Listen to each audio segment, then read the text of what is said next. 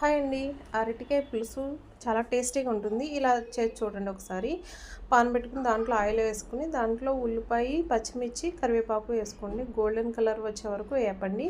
వేపిన తర్వాత దీంట్లో అరటికాయ ముక్కలు పెద్ద సైజులో కట్ చేసి వేసుకోండి. వేసుకున్న తర్వాత కళ్ళుప్పు, పసుపు వేసి అరటికాయ ముక్కలకి మంచిగా పట్టేలాగా మిక్స్ చేయండి. 1 నిమిషం పాటు ఆయిల్లో ఫ్రై చేయండి అరటికాయ ముక్కలు, ఉల్లిపాయ ముక్కలు మొత్తం. తర్వాత కారం వేయండి. కారం వేసి కూడా అరటికాయ ముక్కలు మళ్ళీ మిక్స్ చేసి బాగా ఫ్రై చేయండి 1 నిమిషం పాటు.